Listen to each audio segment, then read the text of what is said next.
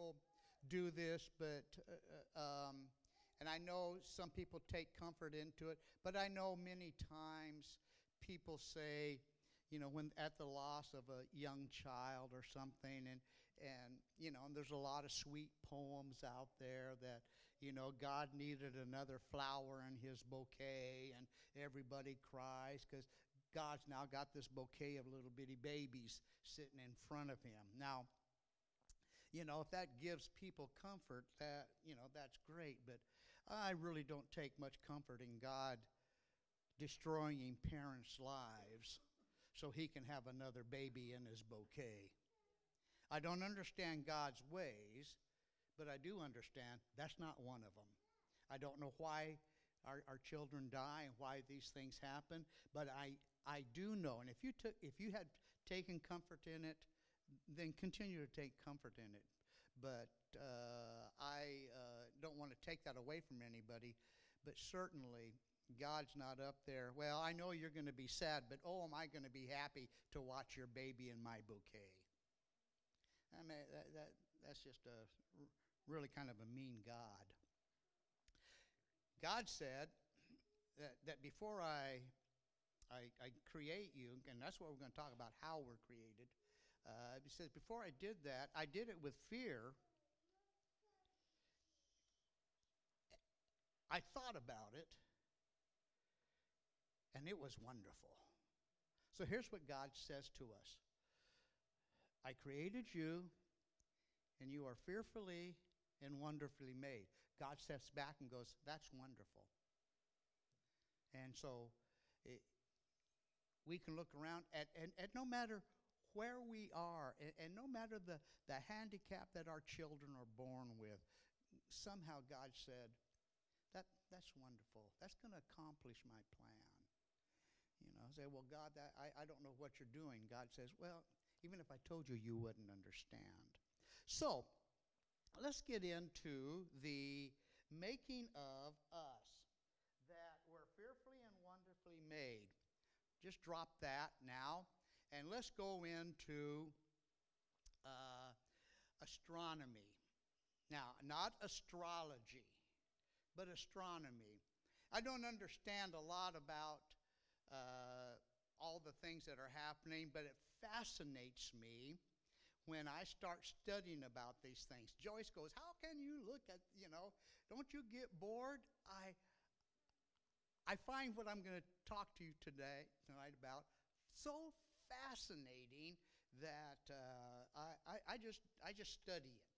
I do it on my own for no reason. I don't even do it for a sermon, although I'm going to preach it. But I don't do it for that. So we're going to talk about tonight stars. And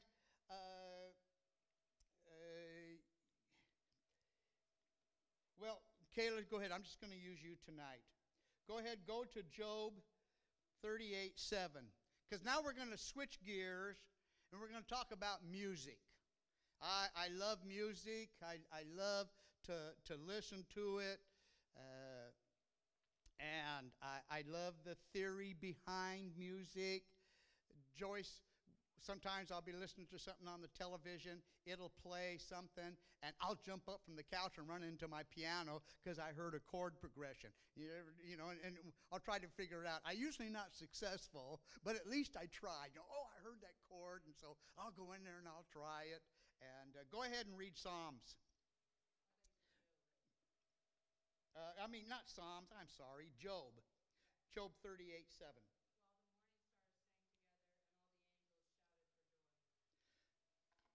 All right, now we're going to talk about music.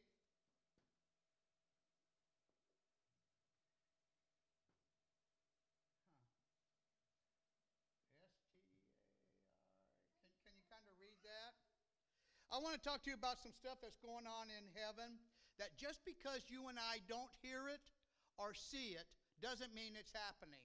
There are a lot of things that God does in our life that are in the world's life that we don't see or even hear. You can do this. Anybody ever have a dog in your house?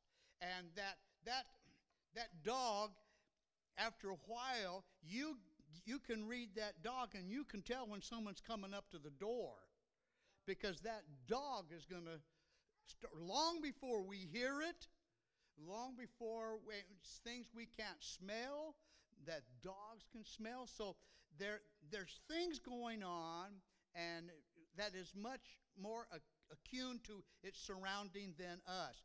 And here it says that the stars, now we're going to talk about music, take some quantum leaps here tonight.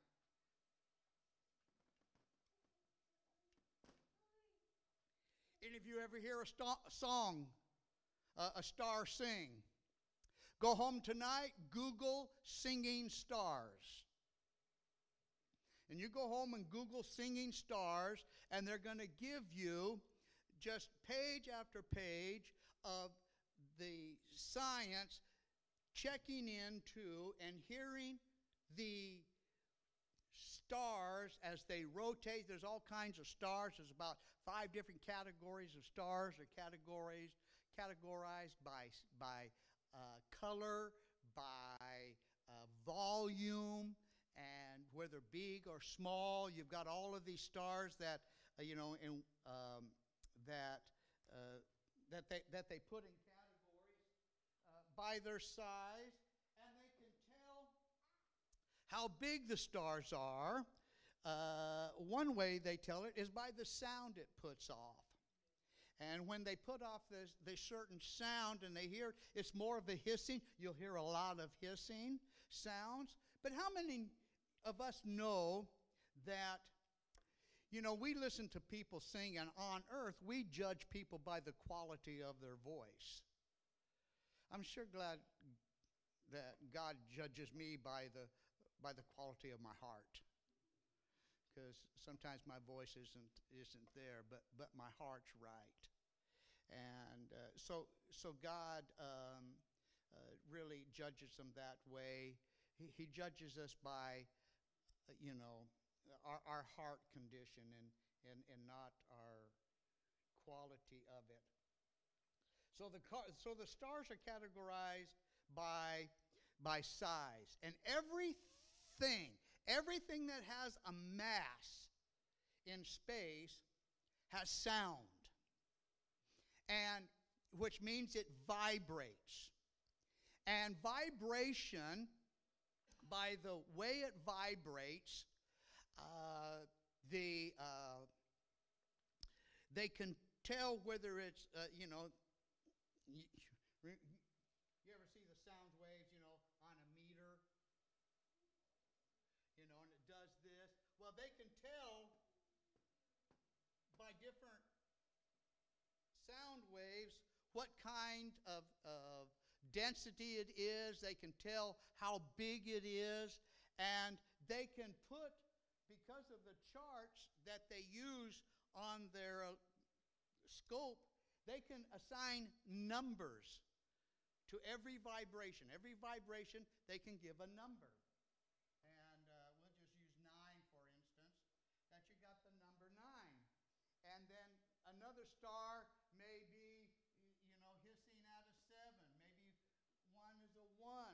And in music, and especially when you go to a recording studio, and when you go to a recording studio, most recording studios, there isn't sheet music in front of the one who's playing. What's in front of them is a number. All they want to know, like if you go to a recording studio and I would sit down at the piano and they go, well, we want you to play this song for us. And I'd go, okay, what's the, what key you going to play in? And that's all I want to know. I want to know what key they play in. From that point on, everything else is numbers. And I know that in like in the key of C, you got the 1 chord, the 4 chord, and the 5 chord. And these make up in every key signature. F, G, B flat, 1, 4, 5 make up the chords that you're going to play. That's a C, that's a F, and that's a G. If I was in F, that would be an F, that would be a B flat, that would be a C. And so you would know the cover. Now, this isn't a lesson in music, but you got to stick with me here because this is how we're going to get music out of space. So when I play, I play by numbers. When I listen by numbers. And I will play a chord and I'll do a run on the piano and I'll go, oh, that sounds good. And then I'll convert that to numbers. And when I convert it to numbers, now I can play it in every key. Because every key plays the same numbers. So I convert that to numbers. Now I can play it in different key signatures because I've converted it to numbers. It's if I wanted to play a 5 chord, it would look like this. 5 minor. If I wanted to have it 5 minor diminished. I don't need to know what that, how to play a 5 number. Anyway, it's just really neat. Easy way to play, and that's how they play. They go, I want the 5th note to be in a minor chord. I want the 4th note. I want you to add an 2. And so you just keep adding numbers to it. So numbers are important in music. They do this to all the sound waves in heaven, all the stars. And you can make music out of it. And remember when Jesus was saying, and the people were praising God, and they were worshiping him, and the disciples were trying to get the little kids to be quiet, hey, shh, quiet, if people are too loud. And what did Jesus say? Okay, but what did he say would cry out? The rocks and the mountains will cry out. Now, that's an awesome thing because everything's made of atoms. And everything's made of atoms. I talked to you a little bit about this before, but everything's made of atoms. And, well, let me hold it. In your atoms, you got your nucleus, and you got your protons and your electrons, and you've got different things spinning around the atom. And everything is made of atoms. The reason why you and I hit solid stuff is because we're not in tune, and I've talked to you about this before, but we're not in tune with these atoms. These atoms are so tightly packed together. Now, I'll tell you how big how small an atom is. There is more space between the nucleus and the neutrons and the protons, this space here. If I wanted to measure the space, let's say I took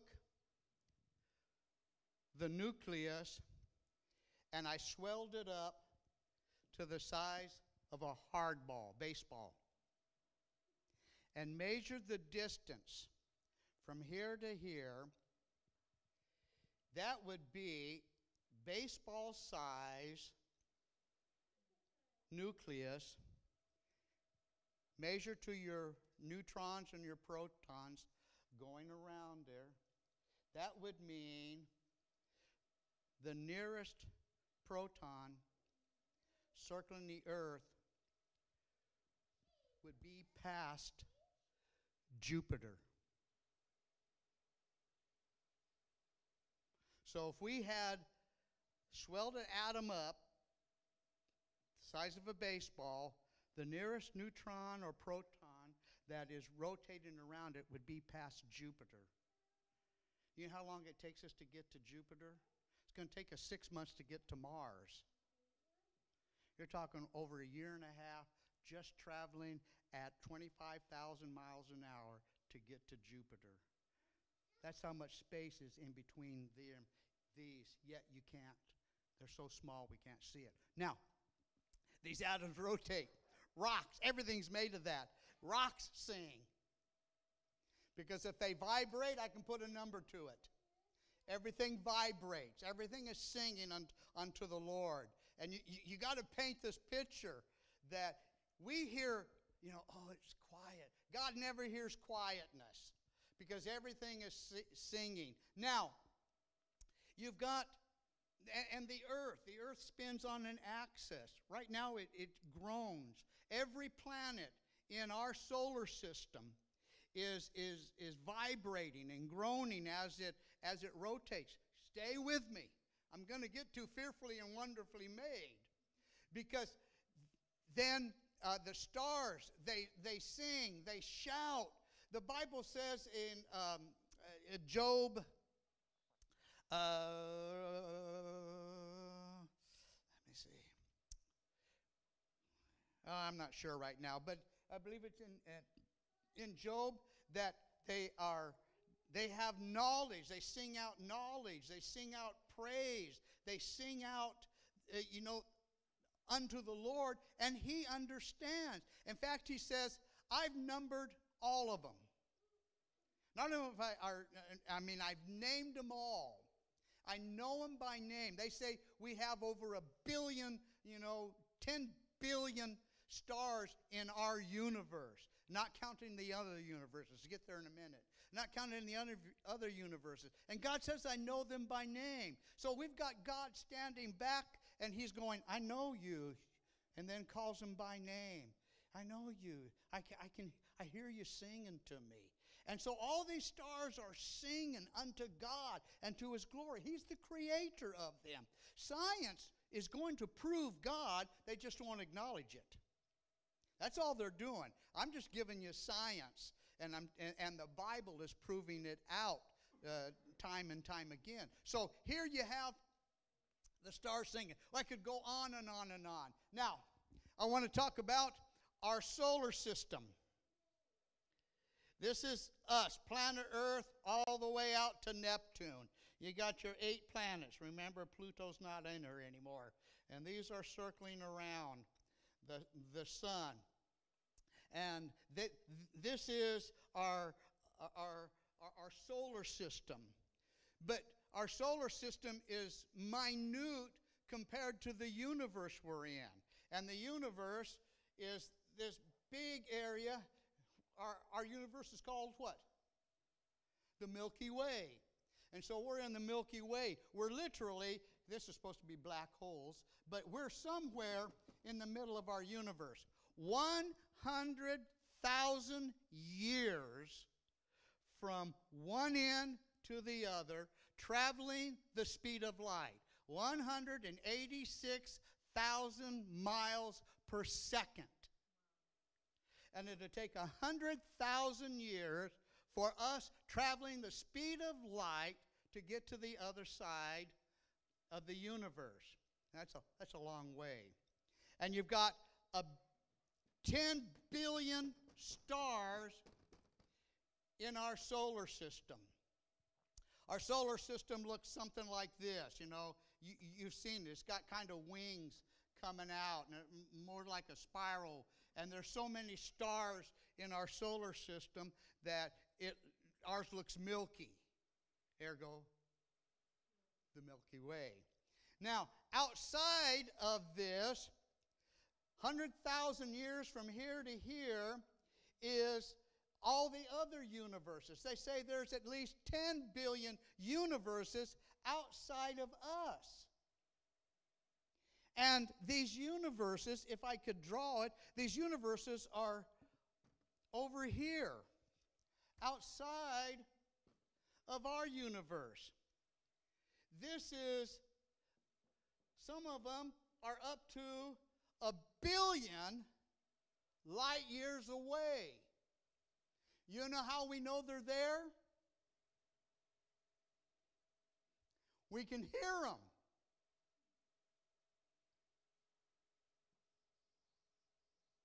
Forget that. Space is a noisy place, so we can hear them, And that's how they know. They know how big they are because they can tell by the vibrations. Now, I wish I had a wheel. If I took a wheel and spun the wheel and dipped the wheel in water and I spun it, what do you think would happen to the water on the wheel? It spray all over, and it would fly away. Well, now I hope I'm not. I hope I'm making sense of what I'm saying, because I think it's so cool. Because in the book of Hebrews, the first chapter, God says, "Hey, I hold everything by the power of my word." Now, what scientists don't know is they don't know why they know why on our little solar system here, solar comes from the word, sun, and our little solar system, why these planets don't fly off, because they're spinning. I think we're doing, don't quote me on this, but I think we're doing 360 miles a second right now. That's how fast our world, the earth, is traveling around the moon. At 360 miles a second, not counting the spin that we're on, and going around the earth, it takes us at 360 miles a second, an hour, 360 miles an hour, it takes us 1 year to make a loop. So we're moving. We think we're standing fast. Right now we're moving at approximately 700 miles an hour. By spinning, add to that. Well, why don't we spin off? If I spun a wheel, why doesn't it scatter? Well, because of gravity. But there's not that much gravity in the universe. And how many of you know what I'm talking about, the wheel in the Milky Way? You can see them. Well, how come, science is wondering, how come the outer stars, which are moving the same speed as the inner stars, how come these outer stars don't fly away? They're all spinning in unison. Well, how come they don't fly away? Well, they got to come up with a reason why the stars aren't flying. I'm getting to fearfully and wonderfully made. Why don't these stars split off and go everywhere? Well, they don't have an answer. Here's what they called it: dark matter, or dark energy. Something that they can't find. All they got to do is read first chapter of Hebrews, first 5 verses. Something is keeping the universes from flying apart. That's what they call dark energy. Something is keeping them forced in. Well, Hebrews says, by the power of my word, God is saying, by the power of my word, I hold everything in place. If you'll ever hear dark matter or dark energy, science is trying to figure it out. Whatever they call them WIMPs, but it's an acrostic. But our universe is held in space, and science don't know. Church, we know. And this whole thing is vibrating and singing. The stars are singing. I wish I had the time to go into it. The stars are singing. In between the universes, which are billions and trillions of light years away, there are gathering a nebulae. It's called gases. And they're just a cloud form. They don't know what it is. They can't even see it. They don't even know what it looks like. But in between the universes is this nebulous clouds. And the reason why they know they're there, anybody tell me why they know they're there? They can hear them. They hear a sound, and they know they can't see it, but these clouds, you know what they call these clouds? Singing clouds. They don't know them, and these are billions of light years out into space, but they're all over space. and all they're doing is singing. Now start painting yourself a mental picture of what's going on. The stars are singing. The earth is singing. The moon and the star and the earth, they shout out God's glory. Be exalted, O God, above the heavens. This song is a song of exalting God and giving God glory. And it's just, unreal, the vibrations and all these things that are going on in space. Remember, God knows them all by name. That's a powerful God. Now, I need an eraser. Real quick. I need an eraser. Okay. Yeah. Oh, yeah. I got to get to Adams. I got to get to why we were fearfully and wonderfully made. And so I hope you're catching on a little bit, because to me I stay up at night. Are you kidding me? That's God, and they won't give God the glory. Okay, that's good enough, right? Thank you. Now you got atoms. Remember, let's go back to the atom. You got your nucleus, but I'm going to get a bigger nucleus. You got your nucleus. And around this. By the way, if the nucleus was this big, the nearest proton would be the edge of our universe. And interesting. Okay, so this is just the nucleus of an atom. It's what goes on in the atom that determines what it's going to become. And you'll see some, they've got different types of elements, you've probably seen this one, H2O, two heliums and one oxygen in the atom. That makes water. Put them all together and they make water. Fascinating, anyway. Now, inside the nucleus, this is where quantum mechanics come in. In quantum mechanics, it's the study of the smallest element on Earth.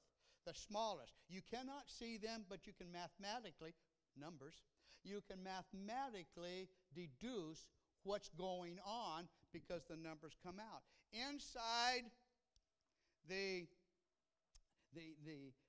nucleus of an atom, it's made up of something. It's made up of things they call quarks. Q-U-R-K-S, I think. Anyway, it's made up of these quarks, or quarks, that's however you pronounce it. These quarks have to be made up of something. Anybody ever hear of string theory? Okay, string theory is the theory of everything. And this is why it's called the theory of everything. It's also called the M theory. You know what that it stands for? Music or mystery. So inside the atoms, okay, we're going to make it real quick. Inside these quarks are little strings. Depending on these strings, and they're called, just God's got it all together. These strings vibrate. However they vibrate will determine what they will become. So we've got the atom that is beyond imaginatively small. You've got the earth that is beyond our imagination big. And what's determining everything are the strings. If you've watched Big Bang Theory, that's what Sheldon's into, Leonard, and they're all into string theory. And they vibrate. Here's what's happening. They vibrate. Now, this is science telling us this. This isn't something I'm making up. They just won't give God the glory. And what science is telling us is these vibrate and they make music. And depending on the type of music or the sound they make determines what this atom is going to become.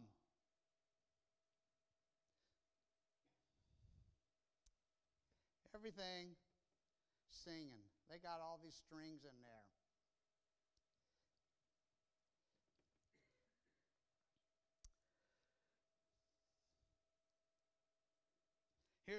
Here's where I'm going to quit.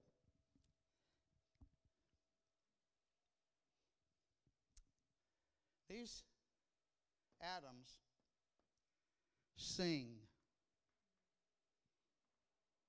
Whatever they sing determines.